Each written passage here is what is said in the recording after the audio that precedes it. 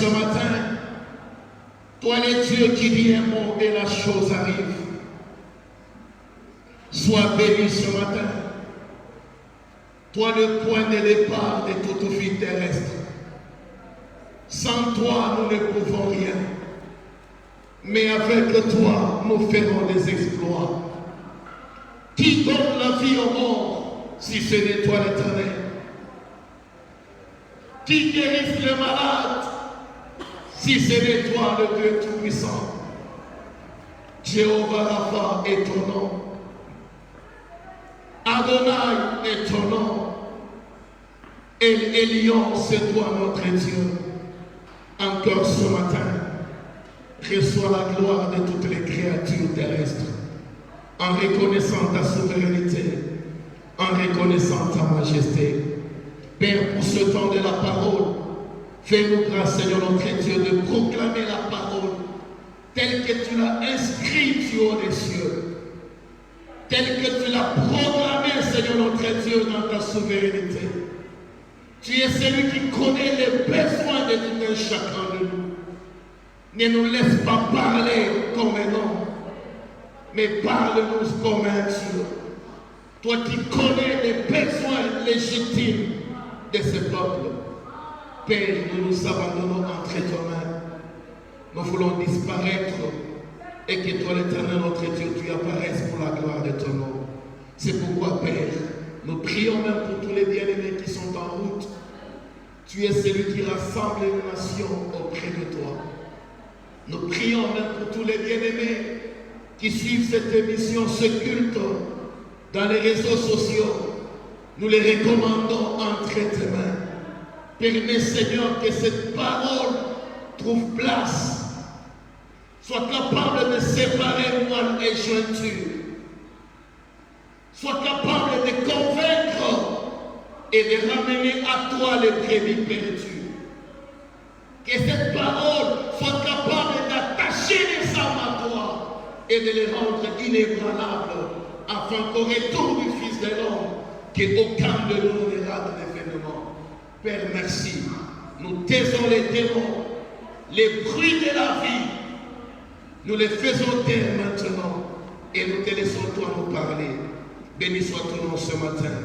Au nom de Jésus, nous faisons ainsi de prier. Est-ce qu'on peut ensemble acclamer le roi de roi, acclamer le véritable, acclamer ce Dieu qui ne joue jamais, acclamer ce Dieu quand il intervient, rien ne pourra lui empêcher, rien ne peut arrêter la main de Dieu, rien ne peut le détourner, ni arrêter l'amour de Dieu à ton égard. Bien-aimé, là tu t'es acclamé toi-même. Est-ce qu'on peut se tenir debout et acclamer véritablement le roi de roi, le Seigneur des seigneurs, le Dieu qui donne de la poussière, le Dieu qui donne un nom à celui qui n'en a pas, le Dieu qui donne une famille à un peuple dispersé, le Dieu qui rassemble les peuples de toutes les races, de toutes les langues, de toutes les tribus, et il a fait une nation véritable.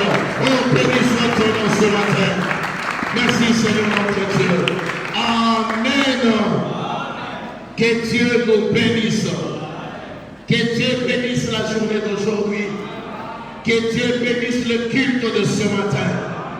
Bien-aimé, s'il y a des moments qu'un homme doit se sentir heureux dans la vie, c'est quand il vient dans la présence de Dieu. S'il y a des jours où l'homme doit mettre le plus grand sérieux de sa vie, c'est quand il doit venir dans la présence de Dieu. Parce que dans la présence de Dieu, on ne quitte jamais comme on est venu. Alléluia. Et je suis convaincu par la parole et la présence de Dieu au milieu de nous, la vie de quelqu'un sera transformée. La vie de quelqu'un changera. Alléluia. Voilà, pour ce matin, nous ouvrons nos Bibles. Nous sommes dans Jean chapitre 10. Le verset 15, la parole de Dieu déclare: comme le Père me connaît, comme je connais le Père, et je donne ma vie pour mes brebis. Alléluia. Comme le Père me connaît, et comme je connais le Père, je donne ma vie pour mes brebis. Et nous prenons 1 Chronique, chapitre 29 et 28.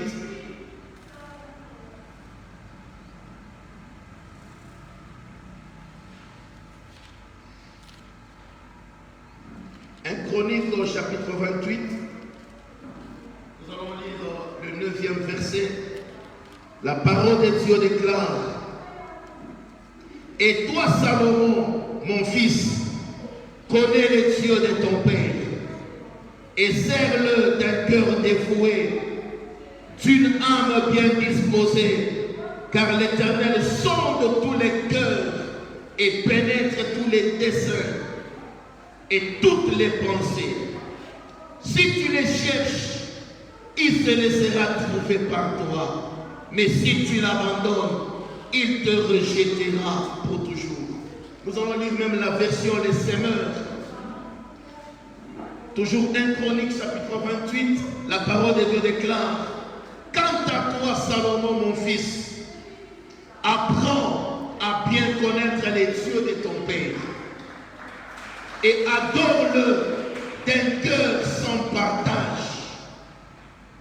et d'un esprit bien disposé, car l'Éternel regarde jusqu'au fond des cœurs et il discerne toutes les intentions.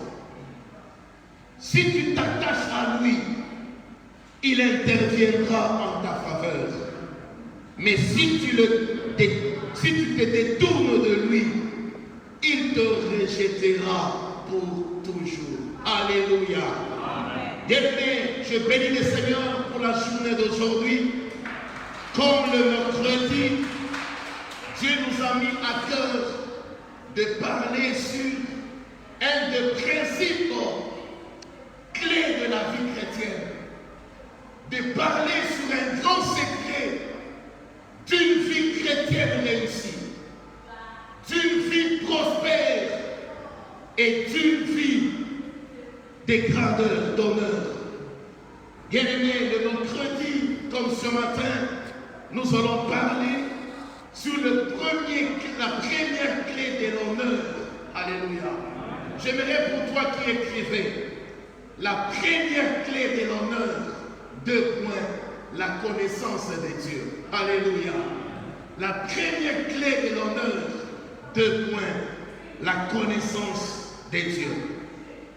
Bien-aimés, avant toute chose, nous avons d'abord placé les fondamentaux pour que nous tous ensemble, nous soyons fixés dans la pensée de Dieu.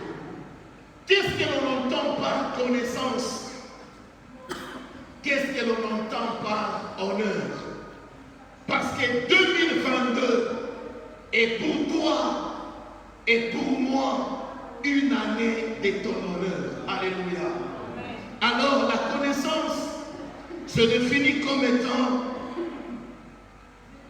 c'est l'exercice de la faculté par lequel on distingue les objets et les êtres. Alléluia.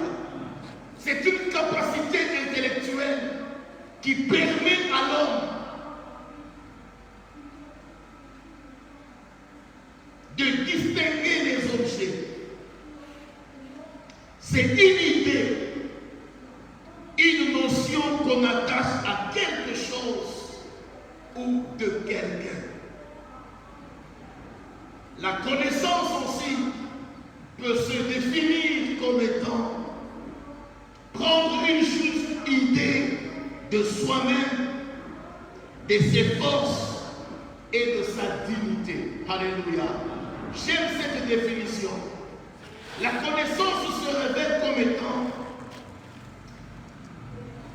cette capacité de prendre une juste idée, d'avoir une idée claire sur sa personne. Alléluia. Bien-aimé, tu ne peux jamais aspirer à la grandeur. Tu ne peux jamais désirer l'honneur dans ta vie si au préalable, tu n'as pas connaissance d'abord de qui tu es. Alléluia. Et je sais que ce matin, quand je parle de qui tu es, je ne parle pas de ton nom. Alléluia. Parce que tout le monde connaît son nom. Mais quand je parle de qui tu es, bien-aimé, tu ne peux jamais chercher à devenir quelqu'un d'honneur si au préalable, tu ne sais pas d'abord qui tu es. Alléluia. C'est pourquoi ma prière ce matin est que Dieu aide quelqu'un au milieu de nous à se connaître. Alléluia. Aide quelqu'un à se connaître.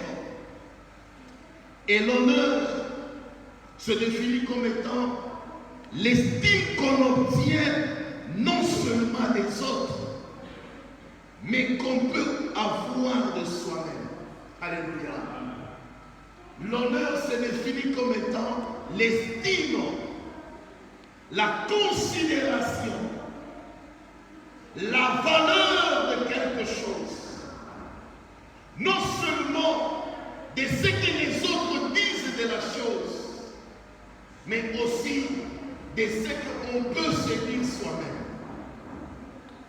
Je sais ce matin, avant d'aller très loin, il arrive où il y a des gens à qui le diable a enlevé la dignité.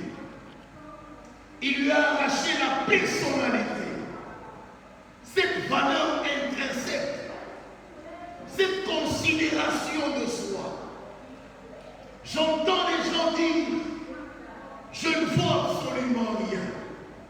Je ne mérite pas. Quand on veut lui faire du bien, d'emblée il te dit, je ne mérite pas la chose.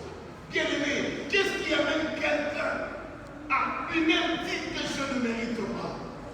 Si vous fouillez dans sa vie, vous allez vous réaliser qu'il y a un point, il y a un domaine sensible, là où le diable a frappé, là où la vie a frappé, et finalement, la personne vit comme une épave. La personne vit comme un cadavre attendant le jour de son enterrement. Parce que de lui-même, il n'a aucune considération. Mais ce matin, Dieu vient pour dire à quelqu'un, je t'aime et par toi, je ferai des grandes choses. Alléluia. Bien-aimé, aussi longtemps que toi-même, tu ne te donnes pas la valeur, même si on mettait en toi quelque chose de grand, jamais tu ne deviendras grand. Alléluia. L'honneur, c'est un sentiment de dignité morale. Alléluia. Bien-aimé, l'honneur, ce n'est pas avoir l'argent. L'honneur, ce n'est pas avoir un boulot. L'honneur, ce n'est pas être bien habillé. Mais l'honneur, bien-aimé, c'est aussi un sentiment moral. C'est l'état de l'esprit que tu disposes. Avant d'aller loin, je ne sais pas toi-même quand tu te regardes, qui dis-tu que tu es? Quel type de personnage que tu te donnes? Qu'est-ce qui, au-dedans de toi, tu te dis? Quel est le sentiment qui t'anime? La Bible déclare, l'Éternel renouvelle ses bontés chaque matin. Il lève son soleil sur les bons et sur les méchants. Bien aimés, nous commençons la journée tous au même moment. Mais nous ne la terminons pas tous de la même manière. Parce qu'au lever du jour, chacun de nous s'élève avec un sentiment au-dedans de nous. Et le sentiment qui t'anime est un grand déterminant de la vie. Alléluia. Le sentiment qui t'anime au lever du jour, ce matin, je peux l'appeler comme un carburant que peut disposer un engin avant de démarrer. Alléluia. Bien-aimé, lorsque tu as un véhicule, quelle que soit la marque du véhicule, aussi longtemps que ce véhicule manque de carburant, jamais il ne pourra t'amener à destination. Alléluia. Aujourd'hui, nous vivons, mais quelque part au-dedans de nous, le sentiment d'estime nous est arraché. C'est comme ça que pour beaucoup, nous faisons des choses en entendant la mort. Nous vivons en entendant le grand jour, alors que l'humanité attend de toi la révélation du Fils de l'homme. Alléluia. sentiment moral. Que le Saint-Esprit restaure quelqu'un ce matin. Que le Saint-Esprit vienne te revêtir de cette identité de Dieu. Bien-aimé, quand nous regardons dans la parole, tu es unique et la seule créature à qui Dieu a dit, faisons l'homme à notre image. Tu as l'image de Dieu. Tu as la ressemblance de Dieu. Tu es à l'état de Dieu. Mais à cause d'un événement de la vie, parce que hier tu n'as pas mangé, tu t'es dit mieux vaut mourir. Non, bien-aimé, ton sentiment moral a été détruit. Tu n'as pas du travail, tu te dis à quoi bon de vivre parce que j'occupe inutilement la terre. Non, bien-aimé, on a détruit ton sentiment moral. Alléluia. Dieu n'a pas commencé avec toi, avec le travail. Mais Dieu a commencé en plaçant en toi sa nature à lui. Avoir la nature de Dieu, c'est déjà une énergie de propulsion. Alléluia. Même si je manque l'argent, mais aussi longtemps que je me réalise que je suis à l'image de Dieu, c'est déjà un gain dans tous les domaines de la vie. Parce que Dieu n'échoue jamais. Ce matin, que la vie de quelqu'un renaisse. Que le sentiment d'espoir renaisse en quelqu'un. La Bible déclare, un chien vivant vaut plus que 1 million d'autres. Parce que celui qui a la vie en lui peut tout recommencer. Celui qui a la vie en lui peut devenir les seuls êtres sur qui on ne peut plus jamais espérer dans un domaine, c'est les cadavres. Mais à tout celui qui a la vie, même si tu manquais les dollars dans ta poche, mais aussi longtemps que ton sentiment est motivé, aussi longtemps que tu te dis, je suis cet être-là, que quand tu as créé, il a regardé de lui-même, il a dit, waouh, qu'est-ce que je viens de faire? Alléluia. Bien-aimé, en te créant, tu étais lui-même étonné. Tu es merveilleux. Est-ce que tu peux dire là où tu es, je suis merveilleux? Je suis merveilleux. L'honneur, c'est une considération. Alléluia. C'est une considération. Bien-aimé, tu n'es pas comme ces téléviseurs placement sur qui au-dessus on écrit LG, mais à l'intérieur c'est Toshiba. Non. Tu n'es pas une valeur plastique. Tu n'es pas une valeur décorée, mais tu es une valeur pure. Alléluia. Au-dedans et au-dehors de toi, tu es une valeur pure. Alléluia. Tu n'es pas un plagiat. Tu n'es pas une photocopie. Tu n'es pas l'ombre de quelqu'un. Alléluia. Tu n'es pas une imitation de quelqu'un, mais tu es une nature réelle. Amen. Tu es la nature véritable de Dieu. Amen. Le temps est arrivé où maintenant, quand on te regardera, les gens diront, waouh, quelle créature merveilleuse.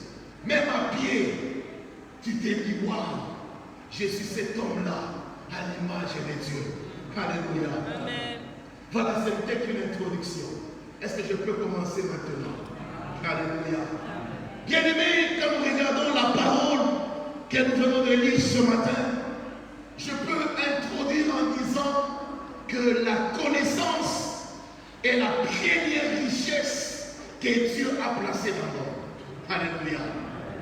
La connaissance, c'est la première richesse que Dieu a placée dans l'homme. Selon l'humanité, on dit ceci. Tous les hommes naissent égaux. À un moment donné, quand tu regardes, tu diras non, les hommes ne naissent pas égaux. Il y a ceux-là qui naissent dans une maternité. Il y a ceux-là qui naissent à la maison. Il y a ceux-là qui naissent avec des comptes en banque. Il y a ceux-là qui naissent sans avoir même une layette. Est-ce que l'on dira que ceux-là sont égaux? Bien-aimés, on peut avoir des comptes en banque, on peut naître avec des comptes en banque, on peut naître sans compte en banque, mais aussi longtemps qu'on est encore nouveau-né, nous sommes tous égaux, parce que nous n'avons aucune connaissance. Mais quand vient la différence au milieu des hommes, quand est-ce qu'intervient la différence dans les hommes? C'est au niveau de la connaissance. Alléluia. Amen. Bien aimé, celui qui a la connaissance a toujours été plus grand que celui qui ne connaît pas. Amen. Alléluia. C'est pourquoi nous devons avoir le désir de connaître. Les hommes disent aussi, si tu veux cacher quelque chose à un noir, mets-le dans un livre. Parce que là, il ne te lira pas. Alléluia. Et si tu veux détruire un peuple, arrache-lui la connaissance. Vous allez voir des fois dans les discussions, certaines personnes gardent des silences dans une intervention. À des fois, tu peux l'apprécier. Non, c'est ton message. Non, bien aimé. À des fois, ça n'a rien de la sagesse. C'est une ignorance. Parce qu'il ne connaît même pas où il va intervenir. Il ne connaît même pas sur quoi il va dire. Des fois, l'ignorance nous rend muets. Alléluia. La première clé de l'honneur. Bien-aimé, si tu veux que ton lendemain, que cette année, que ta vie, tu sois quelqu'un de considérable, cherche la connaissance. Alléluia. Cherche la connaissance. Et ce matin, je ne te parle pas de la connaissance sur la guerre de la Russie et de l'Ukraine. Mais je te parle de la connaissance de ton Dieu. S'il y a une première chose que tu dois connaître dans ta vie, c'est connaître ton Dieu. Alléluia. Je sais qu'il m'est difficile, par la faculté, par l'intelligence des hommes, de vous décrire qui est Dieu. Parce qu'aucun ouvrage ne pourra décrire la nature de Dieu et la terminer. C'est pourquoi la Bible dit, nous connaissons en partie, nous prophétisons en partie. Alléluia. Mais il n'est pas dit, ou il n'est pas justifiable. Même si on ne peut pas connaître la totalité de Dieu, cela ne voudra pas dire qu'on ne doit pas chercher à connaître Dieu. Alléluia. Même si tu ne le connais pas dans sa totalité, mais connais-le au moins, même dans une facette. Alléluia. L'Église a besoin de connaître son Dieu. La famille a besoin de connaître son Dieu. Et parmi les trois dimensions de la prière que Jésus-Christ a données à l'Église ou aux disciples, comme l'a dit le modérateur, dans Matthieu chapitre 7, là où la Bible est en train de dire ceci, demandez, on vous donnera. Il y a une dimension dans la vie où nous sommes appelés à demander. Mais le plus souvent, les demandes, c'est réservé aux faibles. Je ne dis pas que quand tu demandes, tu es faible. Alléluia. Mais le demande, c'est une des dimensions de la vie. Il dit encore, frappez, on vous ouvrira. Quand on parle de frapper, ça monte un peu de niveau parce qu'on ne peut frapper qu'avec force. Mais Jésus va plus loin, il dit ceci, cherchez. Alléluia. Cherchez et vous trouverez. Je te parle de la connaissance de Dieu. Et je te parle de la recherche. Pourquoi? Parce que la Bible déclare, la gloire du roi, c'est quoi? C'est de cacher les choses. Alléluia. La gloire de Dieu, c'est de nous cacher les choses. Mais la gloire d'un prince, c'est de les sonder, c'est de les fouiller et c'est de les chercher. Alléluia. Et quand vous regardez la manière dont Dieu a créé les choses, ce qu'il y a de précieux, l'Éternel ne les a pas mis à la surface. Mais Dieu, connaissant que ces choses sont utiles à Papa Lucien, il ne les a pas mis au coin de sa parcelle. Dieu sait que l'or est précieux, le diamant est précieux, le mercure transforme la vie de l'homme. Mais ces choses, Dieu est allé les placer en dessous des sols. Non pas pour que l'homme ne les découvre pas, mais pour que l'homme les trouve et qu'il s'en serve. Alléluia. pour dire ceci.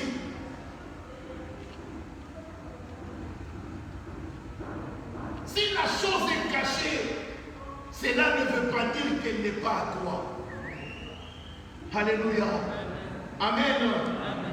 Si une chose est cachée, cela ne veut pas dire qu'elle n'est pas à toi ou il n'est pas utile. Il y a certaines choses, des valeurs que Dieu a cachées, mais que Dieu a mis à ta disposition. Bien-aimé, pourquoi cette introduction? Je vois David au soir de sa vie. David était un des rois puissants d'Israël. C'est lui qui a régné et qui a apporté le repos au milieu d'Israël. Un jour, voilà que David arrive au soir de sa vie. David s'entend sa mort venir. David devait se préparer comme tout papa normal à léguer l'héritage à son successeur. Et pendant ce temps-là, déjà dans la maison de David, il y avait des groupuscules. Les gens se réunissaient, des petites réunions par rapport au lendemain. C'est là que nous voyons l'un de ses fils du nom d'Absalom, comme il était beau avec des cheveux, un fils qu'on ne reprochait pas. Absalom s'est misé au-dedans de lui. Après mon père, c'est moi qui régnerai sur Israël. Alléluia. Ce matin, je viens dire à quelqu'un, le monde n'est pas réservé seulement aux forts.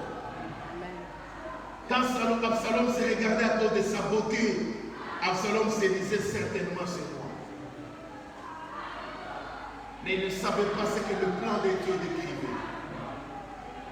C'est là n'est pas notre problème. Mais voilà que maintenant, quand Bathsheba est allé rappeler au roi David, souviens-toi des paroles que tu m'avais dites. N'est-ce pas, tu m'avais dit, après toi, c'est mon fils Salomon qui régnera.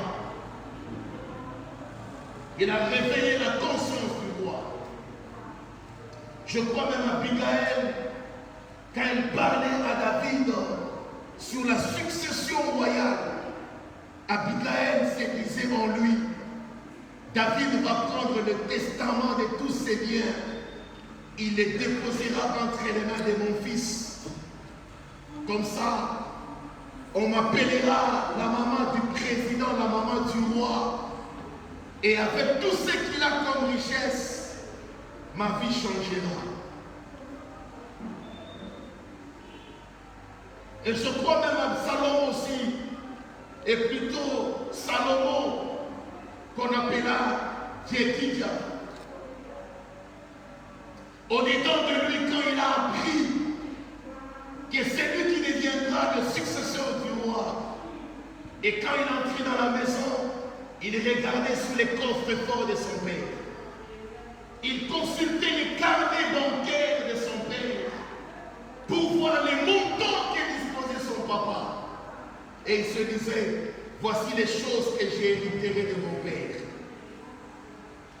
La Bible déclare, David appela Salomon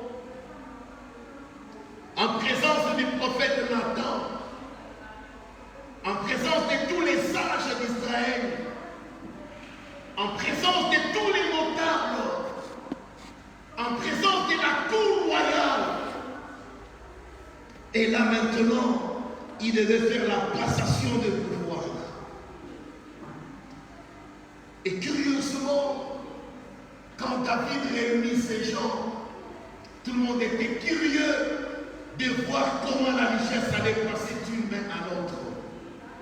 Bien aimé, c'est là le verset 29 plutôt, des Chroniques 28. David se tourne vers son fils et lui dit,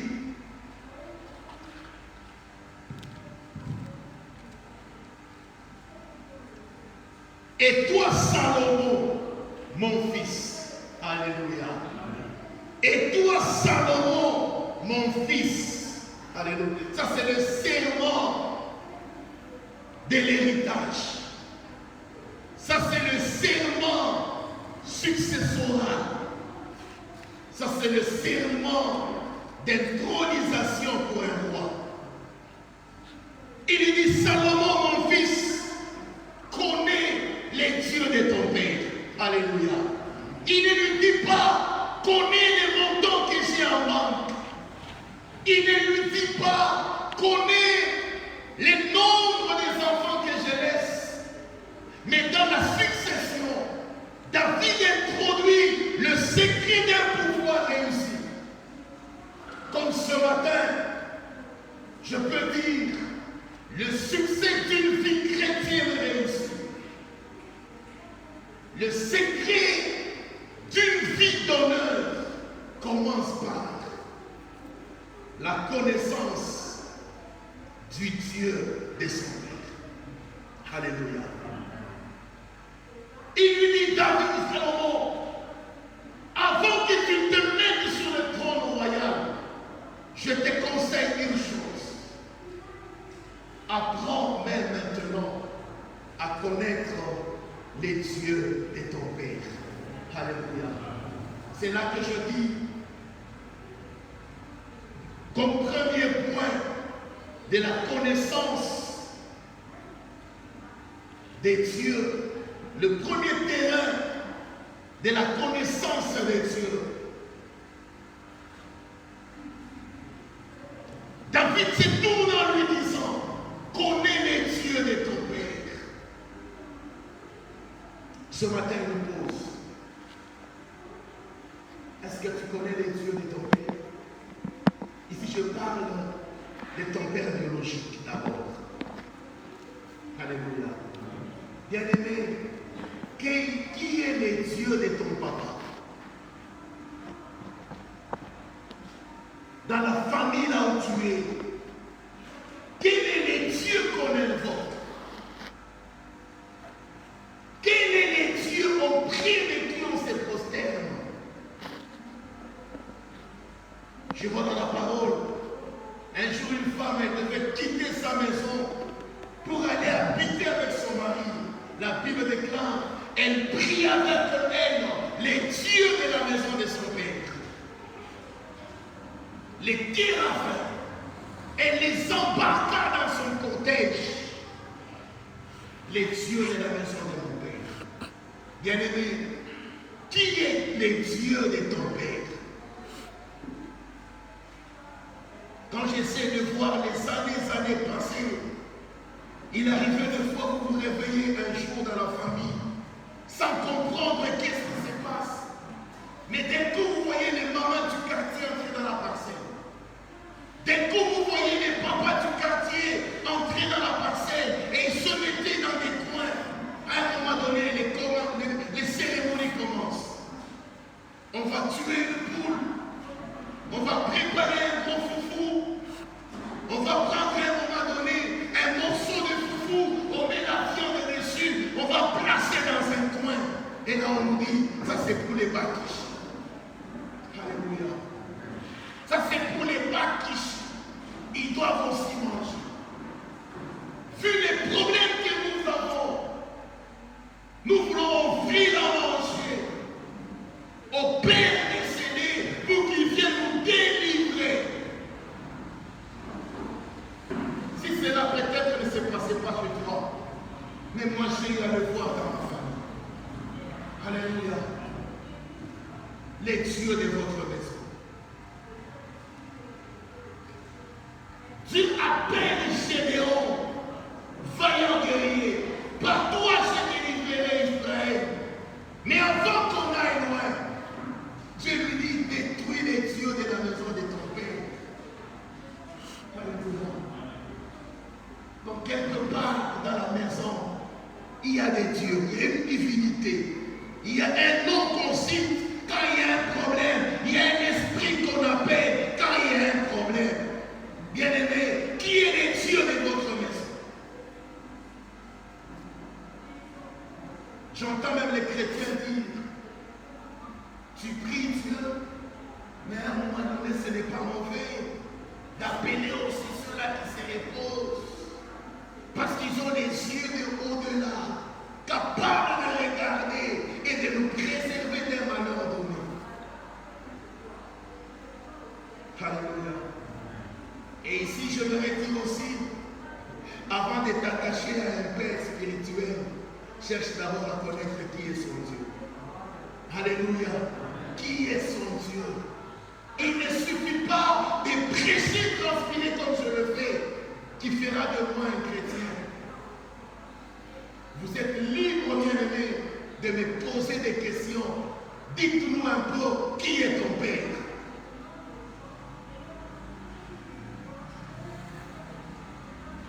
Qui est ton père spirituel? C'est très important.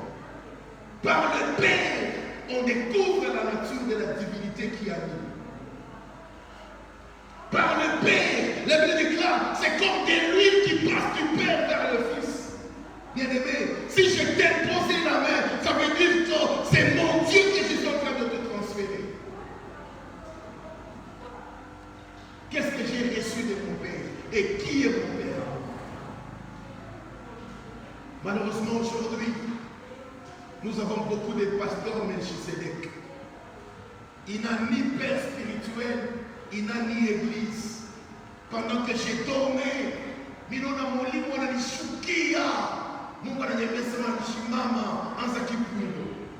bien aimé, dis-nous qui est ton père spirituel, qui t'avait imposé les mains pour que tu viennes nous annoncer Jésus.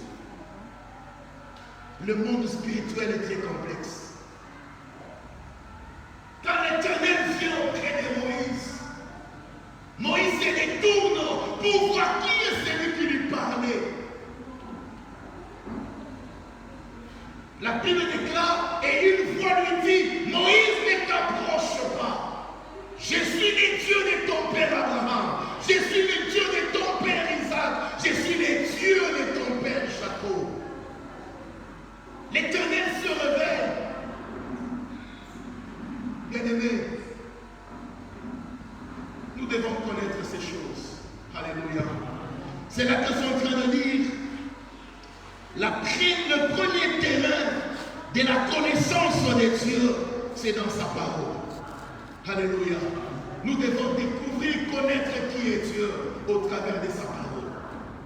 Alléluia. C'est vrai, quand je dis découvrir Dieu au travers de sa parole, il revient de lire la parole et de connaître les dieux à qui tu donnes ta vie.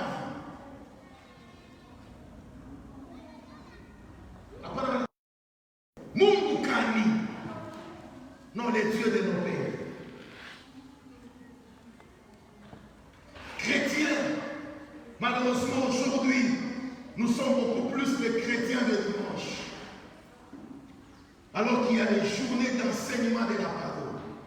Quand je parle de la connaissance de Dieu au travers de la parole, ceci revient dans la méditation de la parole de Dieu. Au travers de la lecture de la parole, nous découvrons qui est Dieu. Même si la Bible ne le révèle pas dans sa totalité, mais au moins la Bible essaie de nous présenter les dieux qui nous appellent.